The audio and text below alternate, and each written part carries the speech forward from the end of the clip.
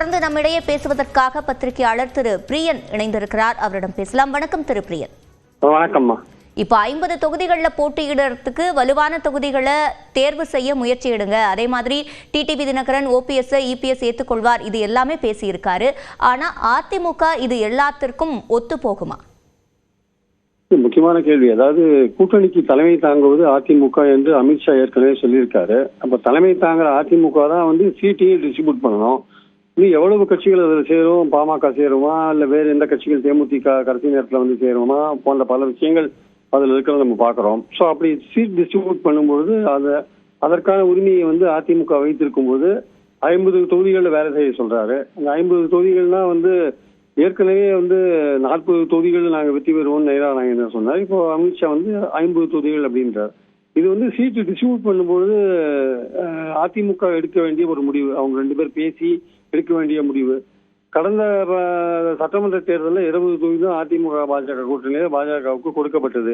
அதில் 8 தொகுதி சவுத்துல இருக்கு. 8 தொகுதியில 2 தொகுதியில் தான் அவங்க வின் பண்ணாங்க. ஒன்று நாகர்கோவில், இன்னொன்று திருநெல்வேலி. 2 இடத்துல தான் வின் பண்ணாங்க. ஸோ அப்படி இருக்கும்போது அவங்களுடைய அந்த பர்ஃபார்மன்ஸ் பார்த்தீங்கன்னா லாஸ்ட் அசம்பிளி எலெக்ஷன்ல 8க்கு 2 தான் வின் பண்ணியிருக்காங்க. அப்படி இருக்கும்போது இந்த இடைப்பட்ட காலத்துல அவங்க கொஞ்சம் சப்போர்ட் இன்க்ரீஸ் ஆகியிருந்தா கூட 50 தொகுதிகள், அதுவும் சவுத்துல கிட்டத்தட்ட 20 தொகுதிகள் போட்டி போடுற மாதிரியே அதை எப்படி அதிமுக கொடுப்பாங்கன்னு தெரியாது. ஸோ இனிமேல் அது சீட் டிஸ்ட்ரிபியூஷன்ல தான் அது டிசைட் பண்ண வேண்டிய ஒரு விஷயம். அது அவங்களுடைய ஆசையை அவங்க சொல்லியிருக்காங்கன்னு தான் பார்க்கணும் நம்ம. அதே மாதிரி பாத்தீங்கன்னா ஓபிஎஸ்சியும் இவங்களையும் தினகரனையும் கூட்டணியில் சேர்க்கறது நிச்சயமாக அதிமுக சேர்க்கறது தான் அப்ஜெக்ட் பண்ணுவாரே தவிர இபிஎஸ் அவங்கள கூட்டணிக்குள்ள சேர்க்கறத பத்தி அவர் ஒன்றும் பெரிய அளவுக்கு அப்ஜெக்ட் பண்ண மாட்டார். ரெட்டை லைசன்ஸ் கொடுக்க மாட்டேன்னா சொல்லுவாரே தவிர அவர்கள் கூட்டணிக்குள்ள இருக்கிறத இபிஎஸ் எந்த விதத்தையும் அப்ஜெக்ட் பண்ண மாட்டார் என்பது என்னுடைய கருத்து. ரெட்டை லைசன்ஸ் கேட்காதீங்க, அதிமுகக்குள்ள வராதிங்க, இதுதான் அவருடைய நோக்கமா இருக்குமே தவிர வேறு எதுவும் இருக்கிறதுக்கான வாய்ப்பு இல்லை. அடுத்தது அண்ணாமலை அவர்களுக்கு தேசிய அளவில் ஒரு பதவி கொடுக்கறத பத்தி பேசியிருக்காரு. அண்ணாமலைக்கு தேசிய அளவில் பதவி கொடுக்கலாம், அது எந்த காரணத்தை கொண்டும் தமிழ்நாடோடு சம்பந்தப்பட்டு இருக்கக்கூடாது என்பது இபிஎஸ் உடைய கண்டிஷன். அதனால அந்த அளவுக்கு அவருக்கு கொடுக்கிற பதவி என்பது தமிழ்நாட்டோடு எந்த அளவிலும் தொடர்பு கொள்ளக்கூடாது என்பதுதான் முக்கியமான பாயிண்ட். ஸோ என்ன பண்ண போறாங்க பாஜகன்றதை பொறுத்திருந்து பார்க்கலாம். அவர்களுக்கு தென் தமிழகத்துல இன்னும் செல்வாக்கை தேட வேண்டிய ஒரு கட்டாயம் இருக்கிறது.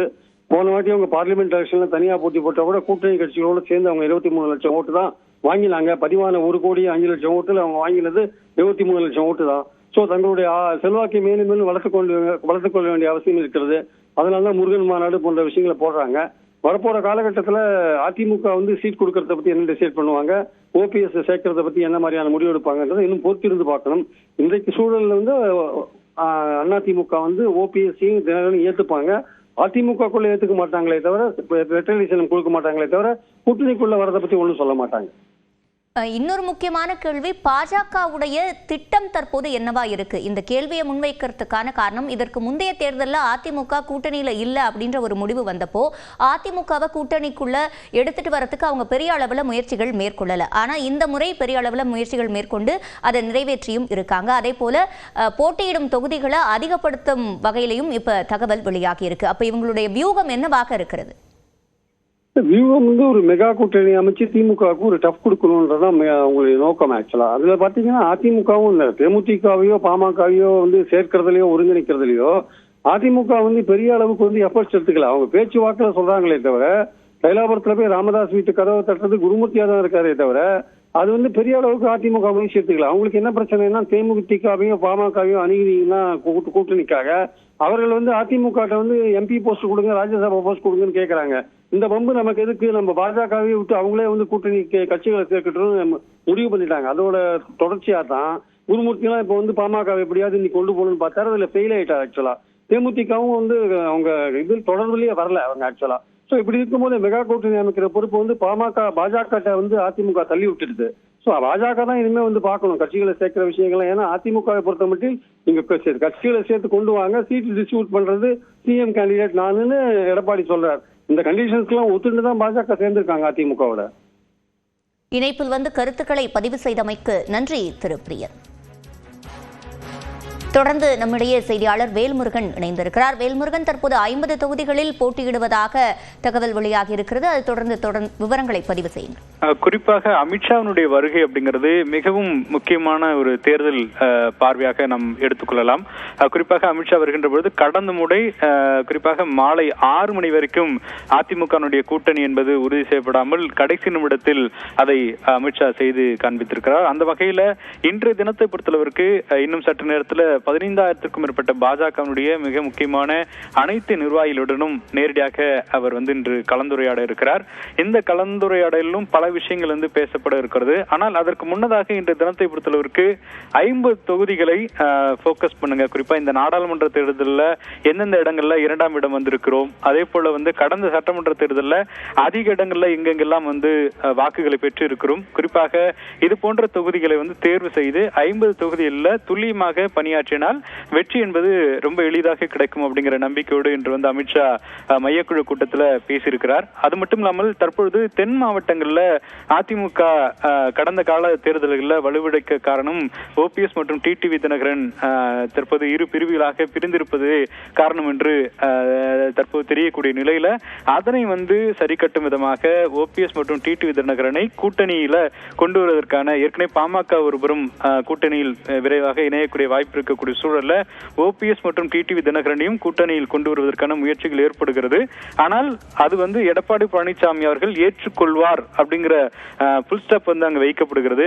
அமித்ஷா அவர்களே கூட்டத்தில் பேசுகின்ற பொழுது அதை எடப்பாடி பழனிசாமி அவர்கள் ஏற்றுக்கொள்வார் என்கின்ற பொழுது அதற்கான மறைமுக பேச்சுவார்த்தையும் நடைபெறுவதாகவே நாம் புரிந்து கொள்கிறோம். அதிமுகவை ஒன்றிணைக்கக்கூடிய பணிகளில் நாங்கள் ஈடுபட போவதில்லை என்று கடந்த முறை செய்தியாளர் சந்திப்பில் அமித்ஷா தெரிவித்திருந்தாலும் கூட இந்த கூட்டணிக்குள்ளாக வாக்குகளை இழந்துவிடக் கூடாது என்பதற்காக இது போன்ற முயற்சிகளை மேற்கொள்வதாகவே பார்க்க முடிகிறது. அதே போல குறிப்பாக பாஜகவினுடைய அண்ணாமலை அவர்களுடைய ஆதரவாளர்கள் இருக்கக்கூடிய பலரும் சமூக வலைதளத்தில் கடுமையான விமர்சனத்தை எழுப்பி வரக்கூடிய நிலையில அதனை அந்த பிரச்சனைகளை முடிவுக்கு கொண்டு வருவதற்கு விரைவில் தேசிய அளவிலான அந்த பொறுப்புகள் அப்படிங்கிறது வழங்கப்படும் என்று தெரிவிக்கப்பட்டிருக்கிறது. குறிப்பா இன்ற கூட்டத்தில் அண்ணாமலை அவர்கள் எந்தவித கருத்தும் தெரிவிக்காமல் அமைதியாக இருந்ததாகவும் ஒரு தகவல்கள் சொல்லப்படுகிறது.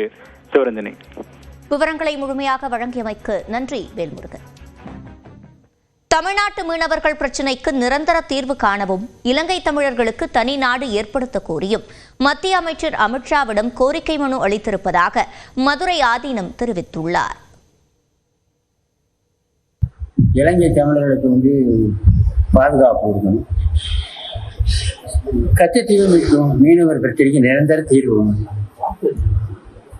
இலங்கை தமிழருக்கு தனி நாடு.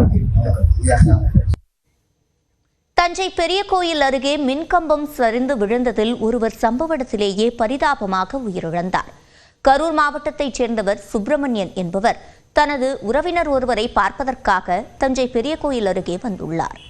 அப்போது மாநகராட்சி ஒப்பந்த ஊழியர் ஒருவர் எவ்வித முன்னறிவிப்பும் இன்றி செயல்படாத அப்பகுதியில் இருந்த மின்கம்பத்தில் ஏறி மரத்தை வெட்டியதாக கூறப்படுகிறது. அப்போது மாநகராட்சி ஒப்பந்த ஊழியரின் பாரம் தாங்காமல் மின்கம்பம் சரிந்து விழுந்ததில் கீழே நின்றிருந்த சுப்பிரமணியன் சம்பவ இடத்திலேயே உயிரிழந்தார். இந்நிலையில் இந்த விபத்து குறித்து தஞ்சை தெற்கு காவல் நிலையத்தினர் வழக்கு பதிவு செய்து விசாரணை நடத்தி வருகின்றனர். அதிமுக கூட்டணியில் மேலும் பல கட்சிகள் இணைய உள்ளதாக அக்கட்சியின் பொதுச் செயலாளர் எடப்பாடி பழனிசாமி தெரிவித்துள்ளார். அரக்கோணத்தில் அதிமுக சட்டமன்ற உறுப்பினர் ரவியின் மகன் ஹரிஹரனுக்கும் வினோ ஐஸ்வர்யா என்பவருக்கும் திருமணம் நடைபெற்றது. இந்த திருமணத்தை எடப்பாடி பழனிசாமி நடத்தி வைத்து பேசுகையில் அதிமுக ஆட்சியில் செயல்படுத்தப்பட்ட திட்டங்களை பட்டியலிட்டார். திமுக ஆட்சியில் திட்டங்களை முழுமையாக செயல்படுத்துவதில்லை என்று குறை கூறிய எடப்பாடி பழனிசாமி அதிமுக ஆட்சியில் அறிவித்த திட்டங்களுக்கு ஸ்டிக்கர் ஒட்டும் பணியில் திமுக ஈடுபட்டுள்ளதாகவும் அம்மா மினி கிளினிக் உள்ளிட்ட பல திட்டங்களை திமுக அரசு முடக்கிவிட்டதாகவும் விமர்சித்தார்.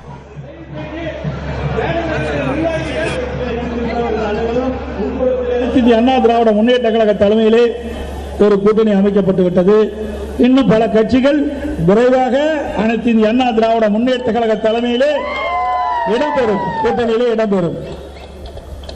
இன்றைக்கு திமுக தலைவர் ஸ்டாலினை பொறுத்த வரைக்கும் செல்லுகின்ற இடமெல்லாம் அவர் பேசுவது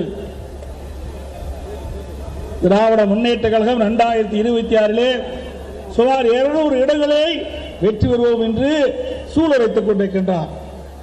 ஸ்டாலின் அவர்களே, நீங்கள் காண்பது பகல் கனவு என்பதை நினைவில் வைத்துக் கொள்ள வேண்டும். 2026 சட்டமன்ற தேர்தல் அனைத்து இந்திய அண்ணா திராவிட முன்னேற்ற கழகம் வெற்றி பெறுகின்ற தேர்தல்.